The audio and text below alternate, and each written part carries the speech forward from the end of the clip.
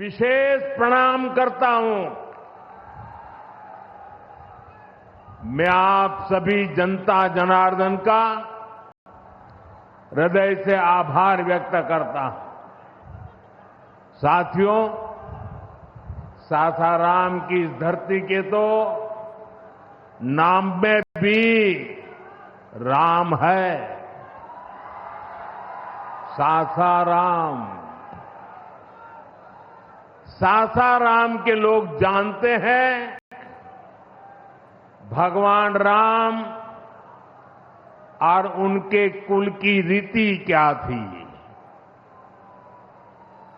प्राण जाए पर वचन न जाई, यानी जो वचन एक बार दे दिया वो पूरा होकर के ही रहता है। प्रभु श्री राम की ये रीति अब नए भारत की नीति बन गई है। अभी पहलगाम में जम्मू कश्मीर में आतंकी हमला हुआ था। हमारे कितने निर्दोष नागरिक मारे गए। इस जघन्य आतंकी हमले के बाद एक दिन के बाद मैं बिहार आया था और मैंने बिहार की धरती से देश को वादा किया था, वचन दिया था, बिहार की धरती पर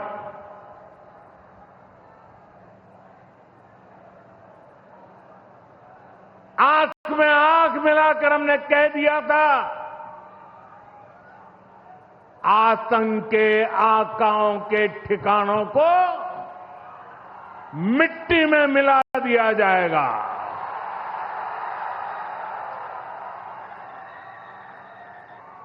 बिहार की धरती पर मैंने कहा था,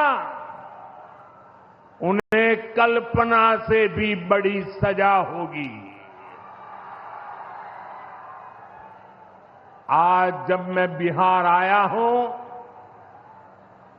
तो अपने वचन पूरा करने के बाद आया हूं। जिन लोगों ने पाकिस्तान में बैठकर हमारी बहनों का सिंदूर उजाड़ा था, हमारी सेना ने उनके ठिकानों को खंडहर में बदल दिया है। भारत की बेटियों के सिंदूर की शक्ति क्या होती है, ये पाकिस्तान ने भी देखा और दुनिया ने भी देखा। जिस पाकिस्तानी सेना की छत्र छाया में आतंकी खुद को सुरक्षित मानते थे,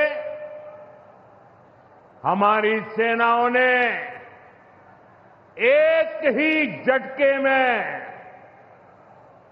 उनको भी घुटनों पर ला दिया। पाकिस्तान के एयरबेस, उनके सैन्य ठिकाने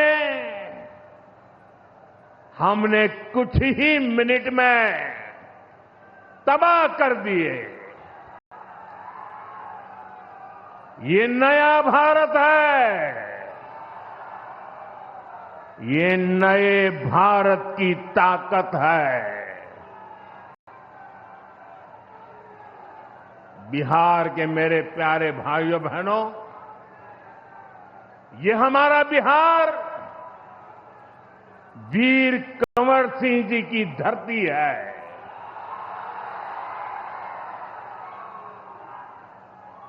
यहां के हजारों नौजवान देश की सुरक्षा के लिए सेना में, बीएसएफ में अपनी जवानी खपा देते हैं।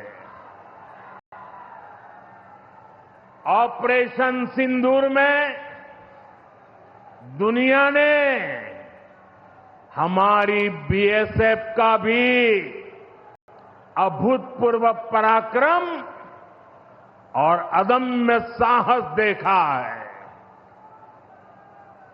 हमारी सीमाओं पर तैनात बीएसएफ के जाबाज सुरक्षा की अभेद चट्टान है। मां भारती की रक्षा हमारे बीएसएफ के जवानों के लिए सर्वोपरि है और यही मातृभूमि के सेवा का पवित्र कर्तव्य निभाते हुए 10 मई को सीमा पर बीएसएफ सब इंस्पेक्टर इम्तियाज शहीद हो गए थे। मैं बिहार के इस वीर बेटे को आदरपूर्वक श्रद्धांजलि देता हूं और मैं आज बिहार की धरती से फिर दोहराना चाहता हूं, ऑपरेशन सिंदूर में भारत की जो ताकत दुश्मन ने देखी है, लेकिन दुश्मन समझ लें ये तो हमारे तर्कस का केवल एक ही तीर है। आतंकवाद के खिलाफ भारत की लड़ाई न रुकी है न थमी है। आतंक का फन अगर फिर उठेगा तो भारत उसे बिल से खींचकर कुचलने का काम करेगा।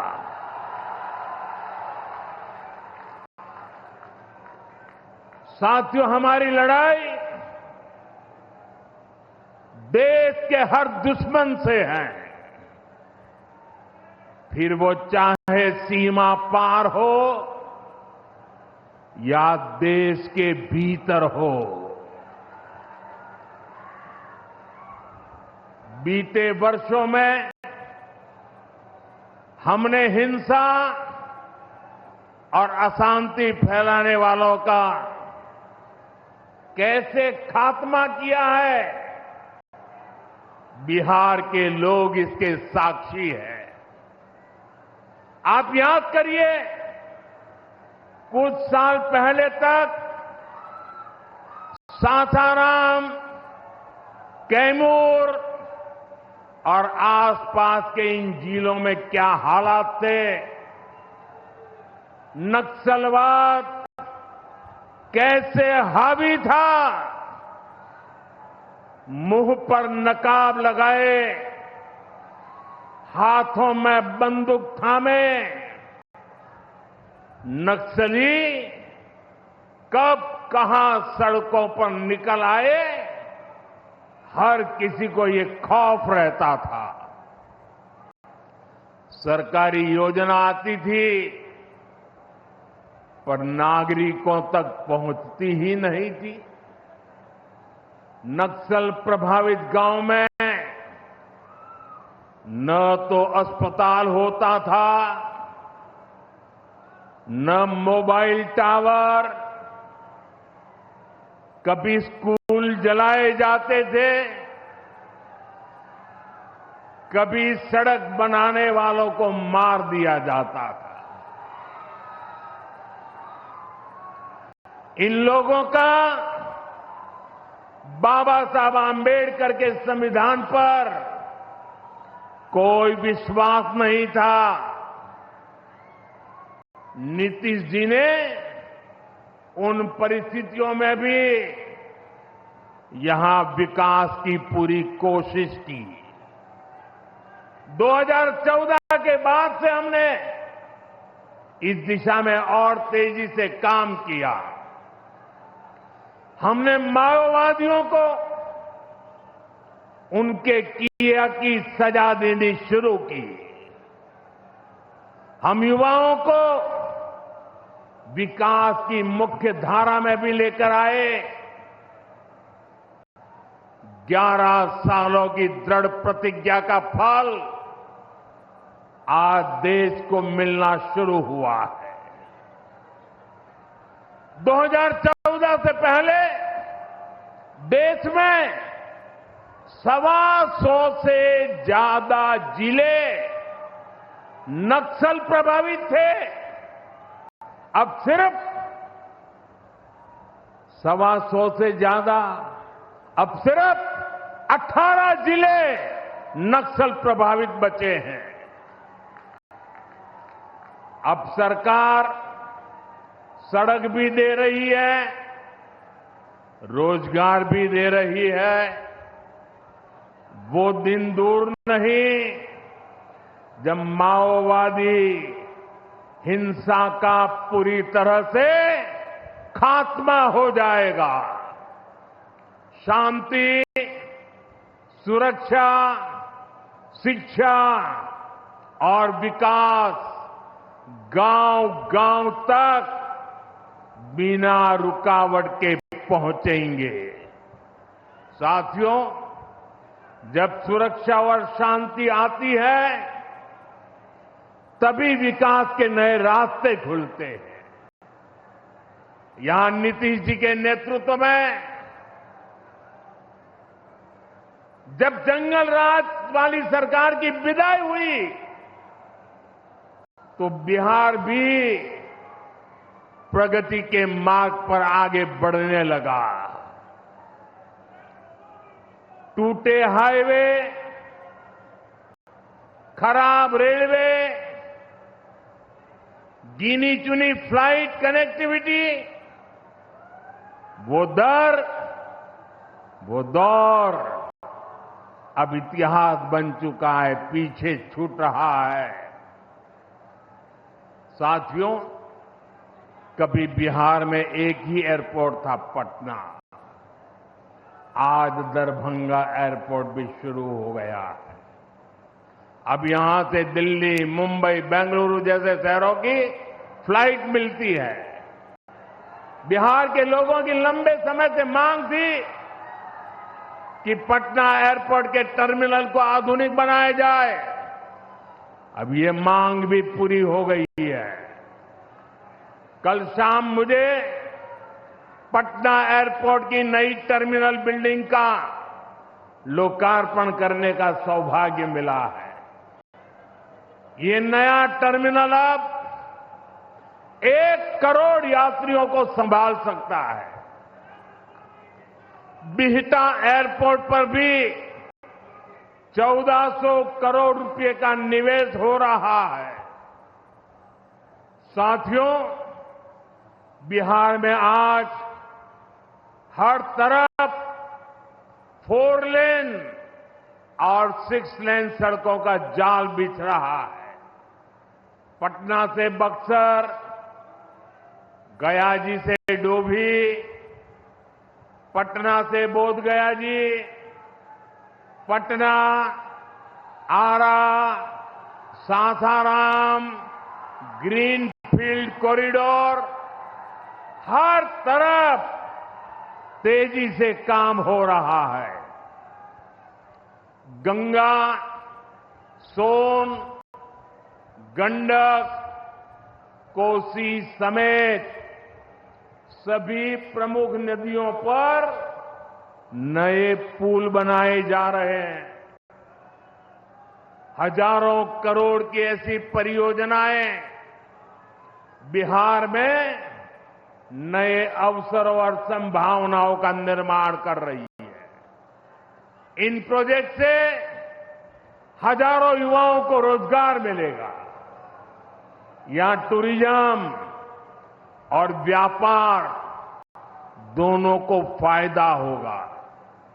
साथियों, बिहार में रेलवे की हालत भी अब तेजी से बदल रही है। आज बिहार में वर्ल्ड क्लास वंदे भारत ट्रेनें चल रही हैं। रेलवे लाइनों को डबल और ट्रिपल किया जा रहा है।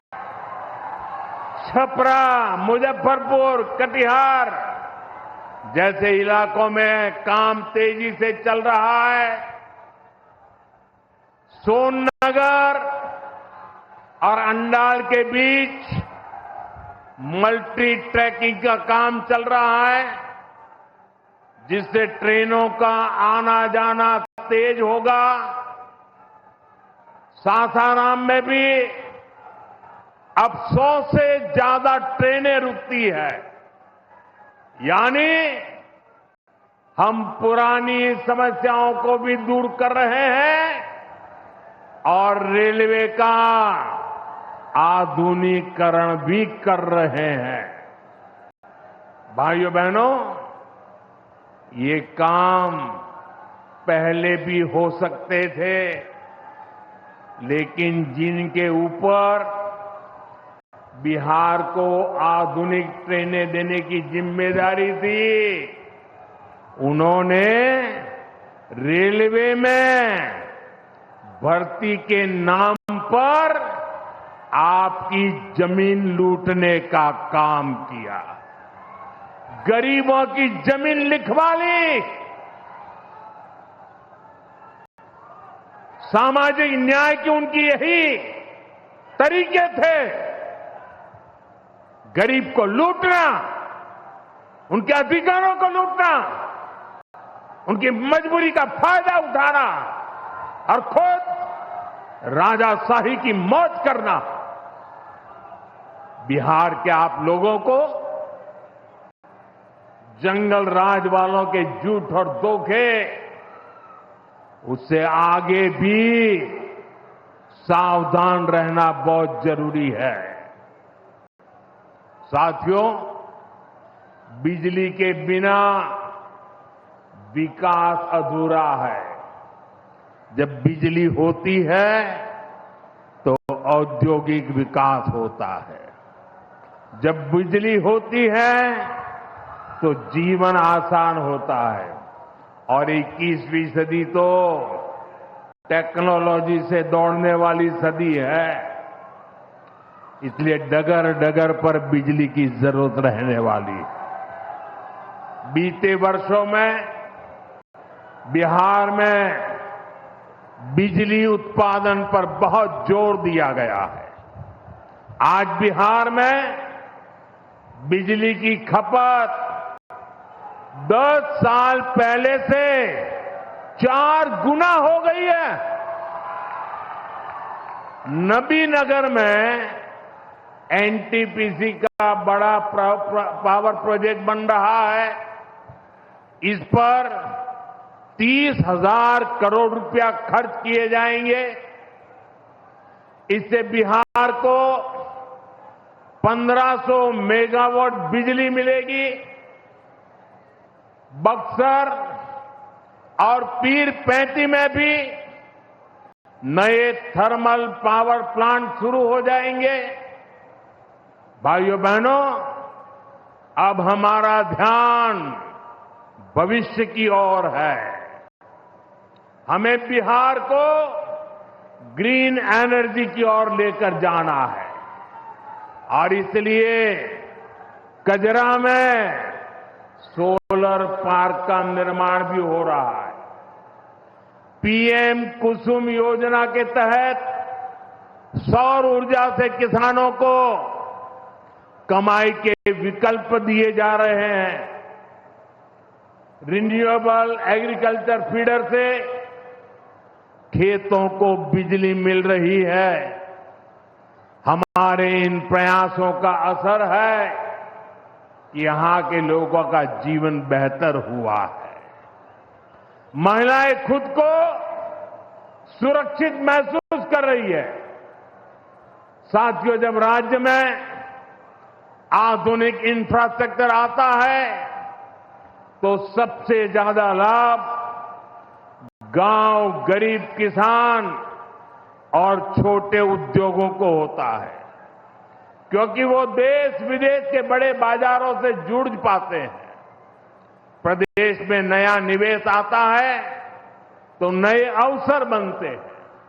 आप देखिए, पिछले साल हुई बिहार बिजनेस समिट में बड़ी संख्या में कंपनियां यहां निवेश के लिए आगे आई। जब राज्य में उद्योग आता है तो लोगों को मजदूरी के लिए पलायन नहीं करना पड़ता, किसानों को भी नए विकल्प मिलते हैं। यातायात की सुविधाएं सुधरने से उनकी उपज भी दूर दूर तक जा पाती है।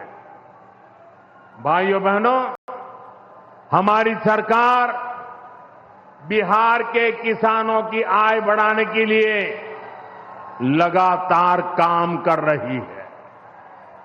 यहां 75 लाख से ज्यादा किसानों को पीएम किसान सम्मान निधि के तहत आर्थिक सहायता मिल रही है। हमारी सरकार ने मखाना बोर्ड की घोषणा की है। हमने बिहार के मखाना को जीआई टैग दिया। इससे मखाना किसानों को बहुत लाभ हुआ है। इस साल के बजट में हमने बिहार में फूड प्रोसेसिंग के लिए नेशनल इंस्टीट्यूट का भी ऐलान किया है। अभी 2-3 महीने पहले ही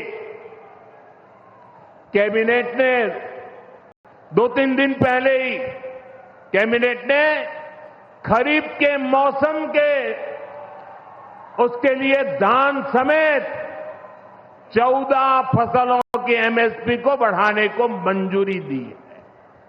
इससे किसानों को अपनी फसलों का बेहतर दाम और आमदनी भी बढ़ेगी।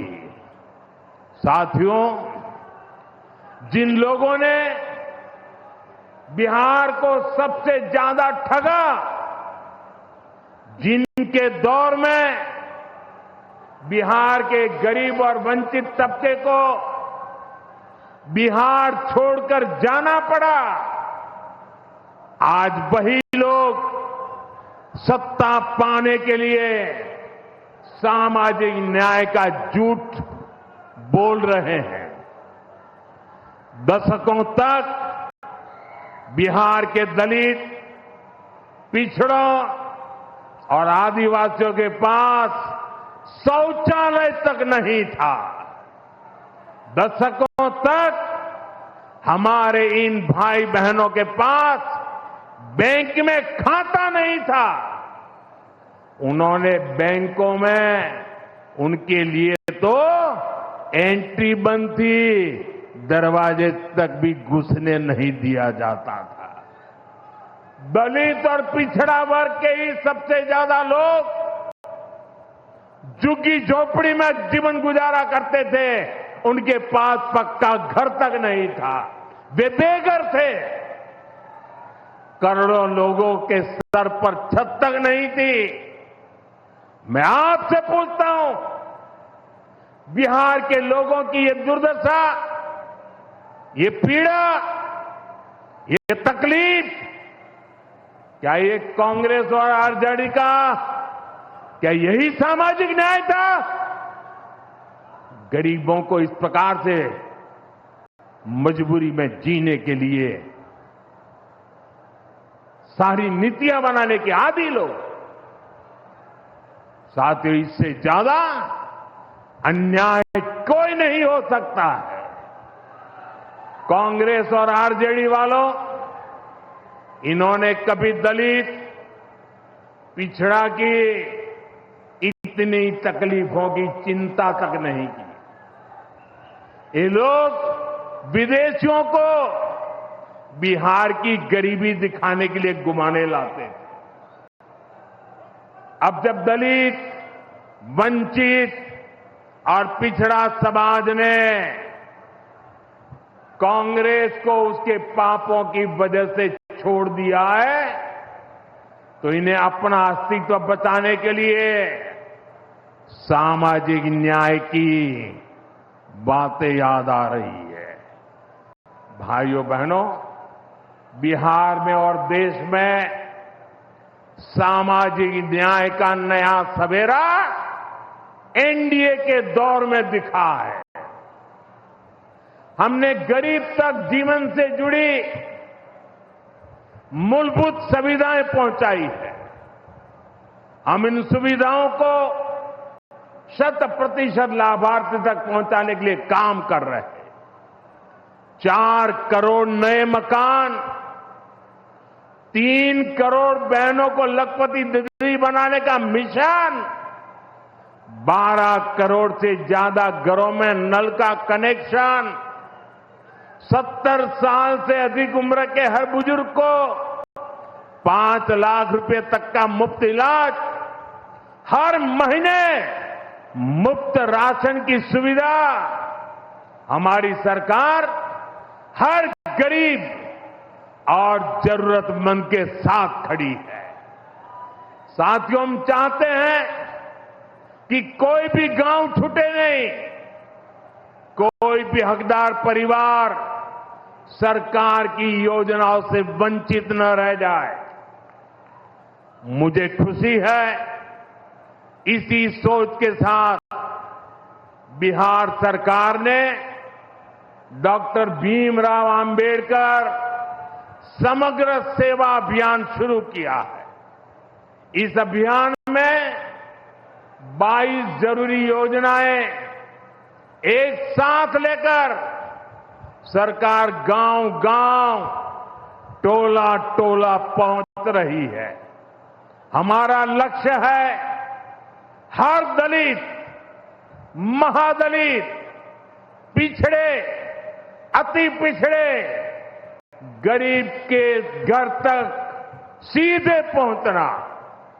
मुझे बताया गया है कि अब तक 30,000 से ज्यादा कैंप लग चुके हैं। लाखों लोग इस अभियान से जुड़ चुके हैं। जब सरकार खुद लाभार्थियों तक पहुंचती है तो ना कोई भेदभाव होता है और ना ही कोई भ्रष्टाचार होता है, और तभी सच्चा सामाजिक न्याय होता है।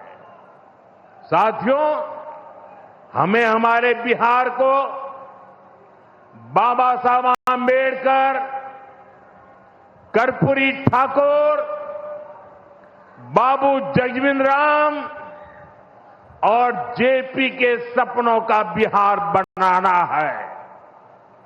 हमारा लक्ष्य है विकसित बिहार, विकसित भारत, क्योंकि जब जब बिहार ने प्रगति की है, भारत दुनिया में शिखर पर पहुंचा है। मुझे विश्वास है हम सब मिलकर विकास की रफ्तार को और आगे बढ़ाएंगे। मैं एक बार फिर आप सबको इन विकास कार्यों के लिए बहुत बहुत बधाई देता हूं। मेरे साथ दोनों हाथ ऊपर करके मुट्ठी बंद करके बोलिए, भारत माता की। आवाज दूर दूर तक पहुंचनी चाहिए। सीमा पर खड़े हमारे जवान का सीना चौड़ा हो जाना चाहिए।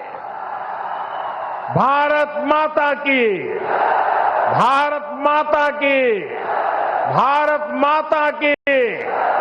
बहुत बहुत धन्यवाद।